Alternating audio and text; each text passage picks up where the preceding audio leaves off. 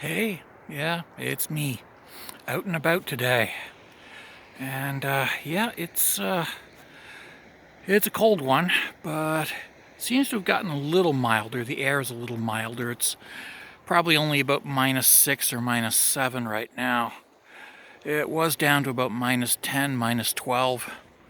And if you look out on the bay, you can see that it's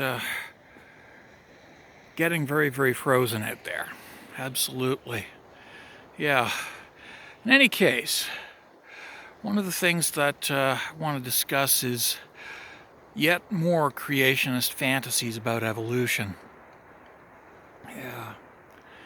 Creationists seem to think that Charles Darwin is the end all and be all of our understanding of evolutionary biology. He's not. He's a historical footnote. He's important, but only as a historical footnote. Himself, Huxley, Wallace, and a dozen other people who came before Darwin and whose work Darwin, Huxley, and Wallace built on. And yeah, these are people who Darwin himself gives full credit to, as do Wallace and Huxley. They all give credit to the men who came before them. And if creationists actually read Origins of Species or The Descent of Man, they'd have realized that. But they don't read these books. Instead, they quote mine them. They literally prospect for lines that they can rip out of context, and that's all they do. And that's what happens when you aren't actually honestly reading the text, when you're just looking for quote mines that you can use to try to make the text say the exact opposite of what it actually says. So there is that. Darwin is a historical footnote. He is not the end-all and be-all of our understanding of evolutionary biology. That and he's been dead for 140 years. Yeah, come on. Get with the program. The man's been dead 140 years. I think science has moved on since then. Don't you? Yeah. Another thing that creationists like to claim is that we accept evolution because we want to, quote, sin, unquote. Now, I don't know how to sin, but I do know that it seems like something quite pointless and irrelevant. And I don't see how accepting evolution makes a difference. I really don't.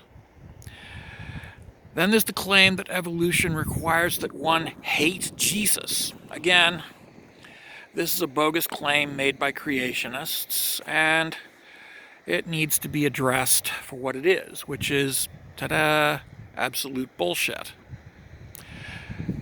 There's nothing about evolutionary biology that requires you to hate or renounce or denounce Jesus.